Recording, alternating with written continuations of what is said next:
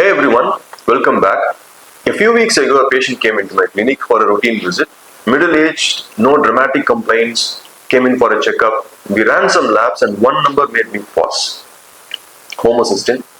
It was elevated, and when we investigated further, there was also an MTHFR gene variant.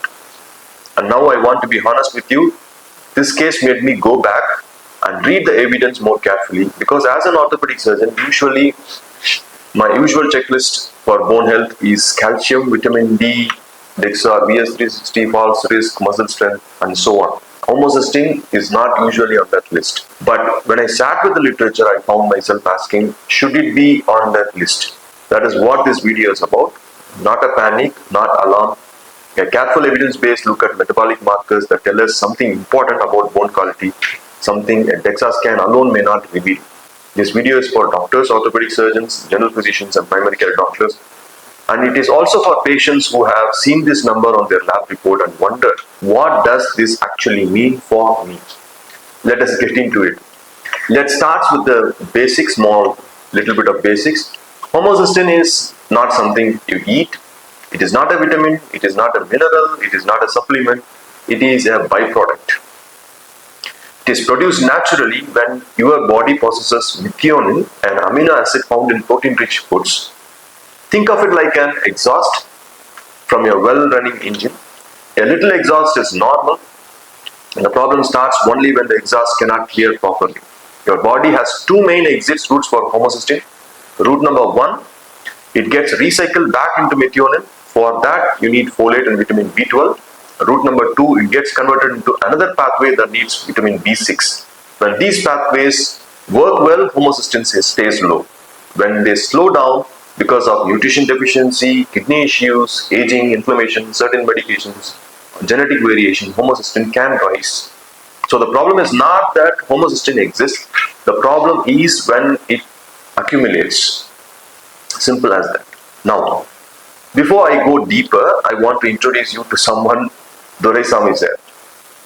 Retired, dignified, meticulous. He came to my clinic with one lab report, one gene report, one plastic folder, so well organized that even income tax department would have stood up and clapped. He had not just the report, brought the report, he had laminated the anxiety, homocysteine 13.8, lab report normal, printed in green. Doraisamy became suspicious. He called his son in Houston. His son sent him 3 PubMed links, 1 YouTube video, and WhatsApp message beginning with Appa, don't panic, but which, as every Indian family knows, is the exact moment panic officially begins. I looked at Meenakshi madam sitting beside me. She looked at me calmly and said, "Doctor, his reports are arranged chronologically, his tablets are arranged emotionally. Behind the humor, there is a genuinely important question. When the lab says normal, is the patient always safe?" That's exactly what we need to discuss. In orthopedics, we spend a lot of time thinking about bone density, DEXA scans, or BS360, T-score, osteoporosis criteria, calcium, vitamin D, anti-resorptive medicines. All this is important. Absolutely. But fracture risk is not only about quantity of bone, it is about the quality of bone. Bone quality depends on things that DEXA cannot fully measure. The microarchitecture, the internal scaffolding, the collagen networks, the protein framework, the molecular cross-links that hold the structure together.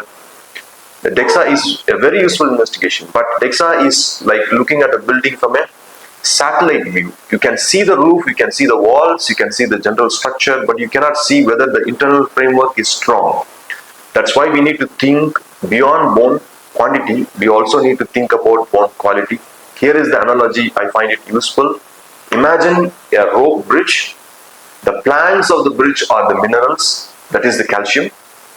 The ropes holding the planks together are the collagen cross links. The DEXA tells us something about the planks. It does not fully assess the ropes. Or think of it like this. A bone can have enough mineral, but if the collagen framework is weak, it may behave like an old plastic chair in a wedding hall. It looks fine until a wrong person sits at the wrong angle. Now, where does homocysteine come in? The proposed mechanism, and I want to say proposed because full causality is not proven, is that homocysteine may interfere with collagen cross-linking.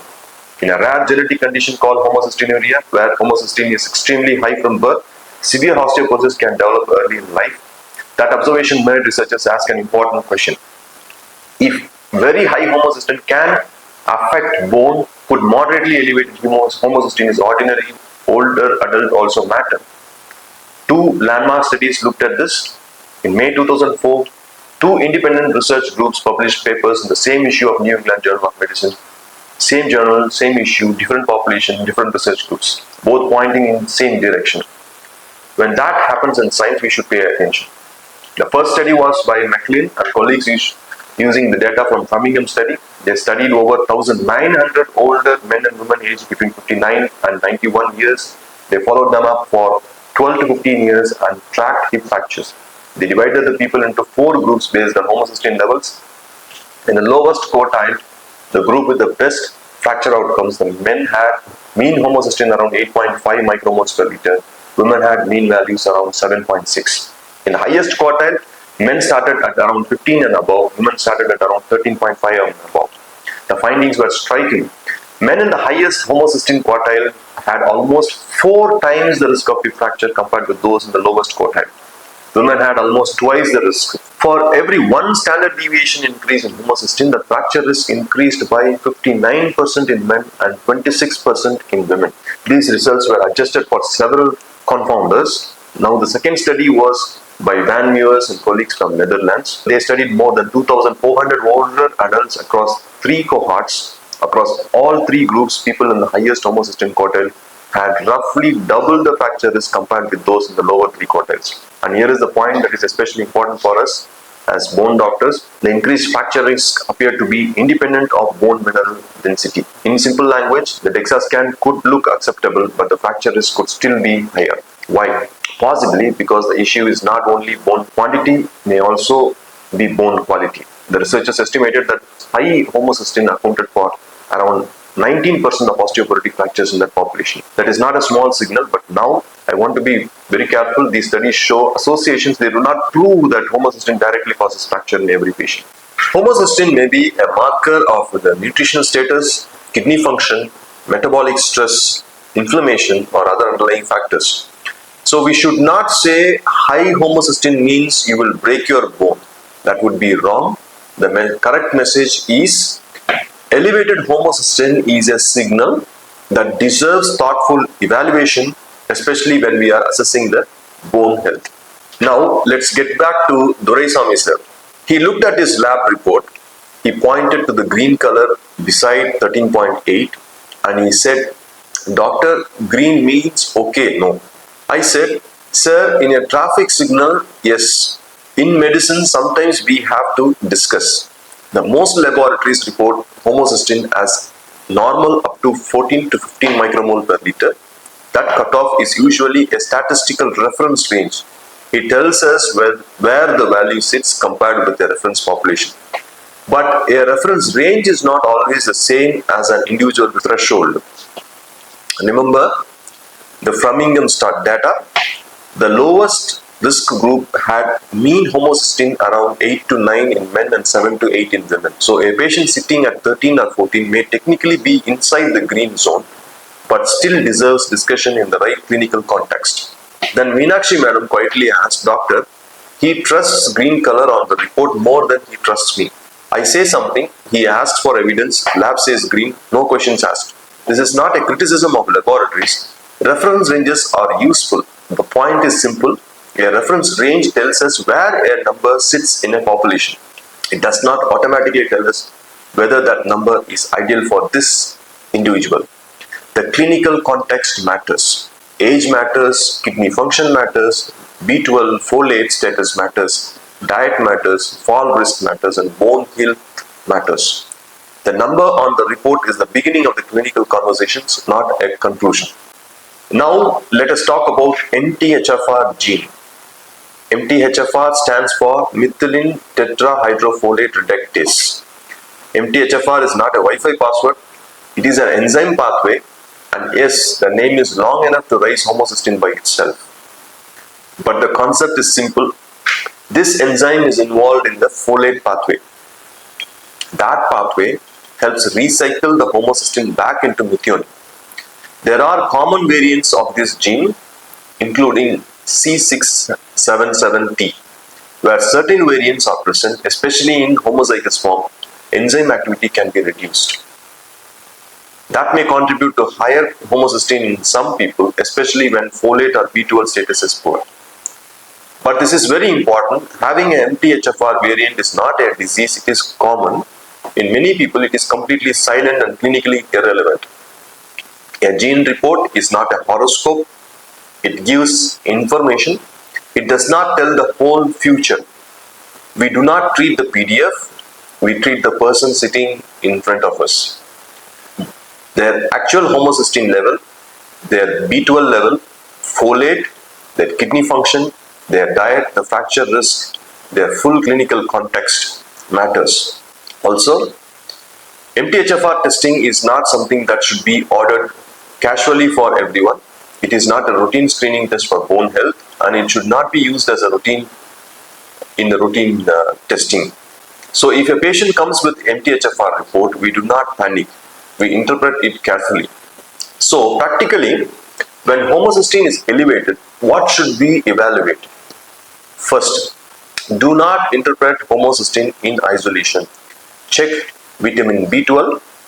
If B12 is borderline, consider functional markers like methylmalonic acid when appropriate. Check the folate. Check the renal function because kidneys play an important role in homocysteine clearance. Check the thyroid function if clinically indicated. Assess diet. Is the patient getting adequate protein, leafy vegetables, legumes, eggs or other B12 sources if appropriate? Review smoking and alcohol. Review medications. Some medicines can affect folate or B12 metabolism. For example, methotrexate, some anti-epileptic medicines and long-term proton pump inhibitor use may be relevant in selected patients. Second, if an MTHFR variant is identified, do not treat the gene alone. Consider the full picture. If there is confirmed deficiency or persistent elevation, B vitamin replacement may be considered. The form, dose and need for supplementation should be individualized. Please do not start methylfolate for yourself, your spouse, your neighbor, your apartment association secretary because of one report mentioned in MTHFR. This is medicine, not filter coffee ordering for whole family. Third, think about bone health. If homocysteine is significantly elevated in an older patient, fracture risk assessment belongs in the conversation. DEXA, if not recently done, fall risk, muscle strength, gait, vision, medications, previous fragility, fracture history, the whole patient, not just one number. Fourth, reassess after addressing contributing factors. If you correct B12 or folate deficiency or improve diet and health status, check whether homocysteine responds. If it remains persistently elevated, look again. There may be kidney function issue, inflammation, metabolic stress, medication effects or other contributors. For patients watching, if your homocysteine has come back elevated, even borderline, please do not panic and please do not start supplements on your own. Instead, ask your doctor these questions. Is this level truly elevated for someone with my age, diet and kidney function? Should we check B12, folate and renal function? Does this affect how we think about my bone health? Is my fracture risk being assessed beyond just my DEXA scan? Do I need lifestyle changes, medical evaluation or simply follow-up? From a lifestyle perspective, leafy greens, legumes, adequate protein and B12 sources are relevant. Resistant training and balance exercises remains important for bone and muscle health regardless of any single lab value.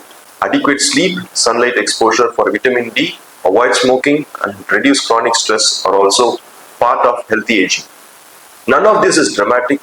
It is the same sensible foundation we recommend for long-term health. Homocysteine simply gives us one more reason to take the foundation seriously. Now, I should update you on Doraisamy sir. By the end of our consultation, he had added a new section to his folder, green tab, neatly labeled homocysteine under review.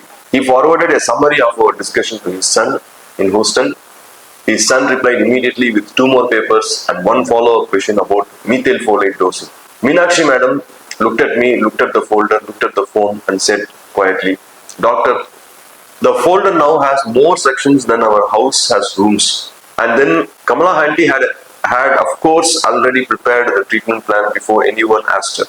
Many seats, morning sunlight, evening walk, no tension, and one mysterious kashayam whose ingredients nobody has been able to audit for the past 30 years. And honestly, Kamala Aunty is not entirely wrong. Greens, movement, sunlight, sleep, and stress reduction are all relevant, but in medicine, partly right is not enough. Otherwise, every WhatsApp group would be a medical college. So let me leave you with this.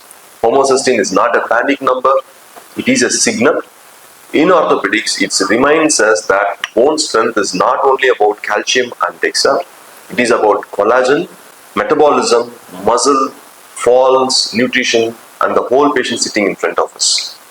The 2 landmark studies in New England Journal of Medicine published in the same issue in 2004 told us this clearly. 20 years later, it is still worth listening. And one final request, please do not forward this video with the caption saying, "Doctor said everyone has bone problem."